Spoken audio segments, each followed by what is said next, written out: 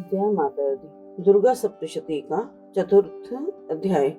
मेघा ऋषि ने कहा कि देवी के द्वारा पराक्रमी दुष्ट महिषासुर को फौज सहित मारे जाने पर इंद्र आदि सभी देवता प्रसन्न होकर मस्तक झुकाकर प्रणाम करके नाना प्रकार से स्तुति करने लगे।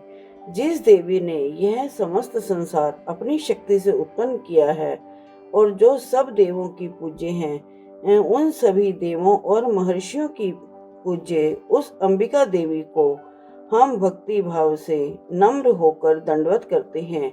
वह हमारा कल्याण करें। जिसके अनुपम प्रभाव और बल का विष्णु, ब्रह्मा और शिवजी भी वर्णन नहीं कर पाते, वह देवी चंडिका सारे संसार के सृजन और अशुभ भय के नाश के लिए बाध्य हो। जो पुण्यात्मा पुरुषों के यहाँ लक्ष्मी, पापियों के लिए दरिद्र, ज्ञानियों के लिए हृदय में बुद्धि, सत्पुरुषों में श्रद्धा, कुलांगनाओं में लज्जा के समान हो।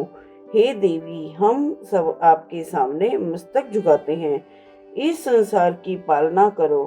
हे देवी, तेरे इस अचिंत्य रूप असुरों की विनाशक तेरी शक्ति तथा संग्राम में होने वाले तुम्हारे चरित्रों को हम कैसे वर्णन करें। त्रिगुण स्वरूप होने पर भी सारे संसार का कारण हो तथा देवों से मुक्त होने के कारण विष्णु, ब्रह्मा आदि भी तुम्हें नहीं जान पाते। तुम सबका आश्रय हो। सारा जगत तुम्हारा अंश मात्र है। तुम विकार रहित और अनादिशील तथा परम प्रकृति हो। हे देवी, तुम स्वः और स्वधा रूप हो। यज्ञ कर्मों में तुम्हारा नाम स्वाहा उच्चारण करने से देवता और पितृ तृप्त होते हैं। हे भगवती देवी, तुम मुक्ति का कारण और अचिंत्य ब्रह्म ज्ञान रूपा महाव्रता हो।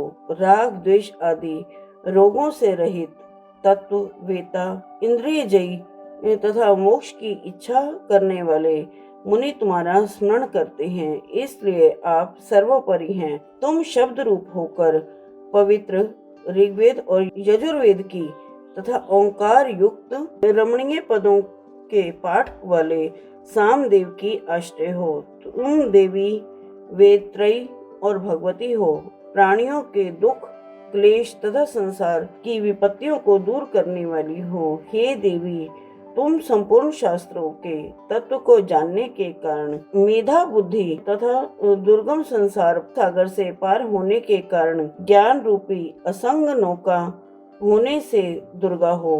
कैडभ को मारने वाले विष्णु भगवान के हृदय में वास करने वाली लक्ष्मी तथा शिव के वाम अंग में विराजने वाली गौरी हो। तुम्हारे मंद मंद मुस्कुराते हुए पूर्णिमा के चंद्रमा के समान निर्मल तथा सोने के समान कांतिमान मुख को देखकर महिषासुर ने क्रोध से प्रहार किया। यह कितना आश्चर्य है। हे देवी, कुटिल भौं से भयानक तथा उदय काल के चंद्रमा के समान छवि युक्त मुख को देखकर महिषासुर के तत्क्षण प्राणों का त्याग नहीं किया। इसमें अत्यंत आश्चर्य है, क्योंकि कुपित यमराज को देखकर कौन जी सकता है। हे देवी, आप प्रसन्न हो। आप संसार के लिए हितकारिणी हैं, परंतु कुपित होकर शीघ्र ही दुष्टों को नष्ट कर देती हो। आपने महिषासुर के महान बलि को शीघ्र नष्ट कर दिया। इसी से हमने अब आपके स्वभाव को जाना। हे मंगलमयी देवी, जिस पर आप प्रसन्न होती हो वे ही संसार में कुशल हैं। वे ही धन धान्य और यश से युक्त हैं। उन्हीं में धर्म के सारे लक्षण मिलते हैं। वे ही धन्य हैं तथा पुत्र, स्त्री और मृत्यु से भरपूर होते हैं। हे देवी, ऐसे सत्पुरुष सदैव संपूर्ण धार्मिक कामों को आदर पूर्वक करते हैं और आपकी कृपा से स्वर्ग को प्राप्त होते हैं। इसलिए हे देवी, आप तीनों लोकों में उत्तम फल देने वाली हो। हे दुर्गे, जो आपका नाम जपते हैं, आप उनके सभी भयों को नष्ट करती हो। स्वस्थ पुरुषों के स्मरण करने पर श्रेष्ठ बुद्धि देती हो। दरिद्रों का दुख और भय मिटाने वाला तुम्हारे सिवा कौन है। निश्चय आप सब प्राणियों का कल्याण करने के लिए दया से द्रवित रहती हो।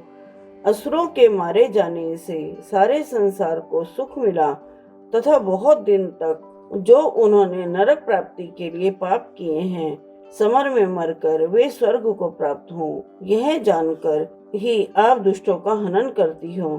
हे देवी, आप असुरों को दृष्टि से भस्म कर सकती थी, परंतु उन पर अस्त्र शस्त्र चलाने की जरूरत न थी। समर में शस्त्रों के से पवित्र होकर शत्रु भी शुभ लोकों को प्राप्त हो, इस भाव से उनमें आपकी यह बुद्धि थी। इससे आप अत्यंत साध्वी हैं। किरणों से सुशोभित अर्ध चंद्रमा के दृश्य आपके मुख को देखते हुए ही आपके खंग की उग्र दीप्ति पुंज और त्रिशूल के अग्रभाग की कांति समूह से असुरों की आंखों की ज्योति नष्ट नहीं हुई। हे देवी, आपका स्वभाव वह रूप दुराचारियों को सदाचारी बनाने वाला और अचिंत्य है, क्योंकि कोई उसकी समता नहीं कर सकता, तथा आपकी शक्ति देवों के पराक्रम को हरण करने वाले असुरों को नष्ट करती है। इसी प्रकार आपकी कृपा शत्रुओं पर भी प्रकट होती है।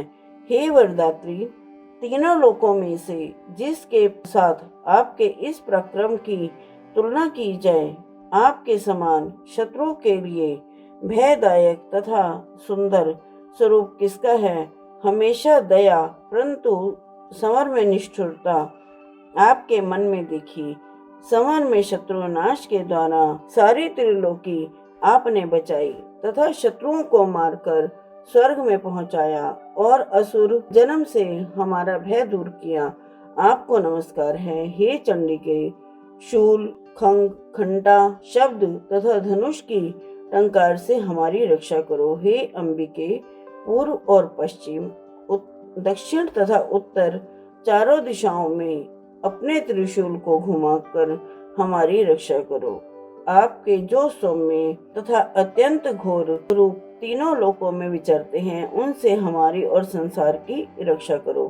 हे अंबिके देवी, खड्ग, शूल और गदा आदि जितने भी अस्त्र आपके हाथ में हैं, उनके द्वारा सब तरफ से हमारी रक्षा करो। मेघा ऋषि बोले, जब देवों ने जगत के धारण करने वाली देवी का नंदन वन के पुष्पों तथा गंध लेपन द्वारा पूजन और स्तवन किया और सारे देवताओं ने भक्ति पूर्वक धूप से दूषित की, तो प्रसन्न मुख से हमारे विनम्र देवों ने कहा। तब देवी बोली, सारे देवता अपना इच्छित वर मुझसे मांगो। देव बोले, आपने सब कुछ दिया, कुछ भी करना शेष नहीं रहा, क्योंकि आपने हमारे दुश्मन महिषासुर को मारा।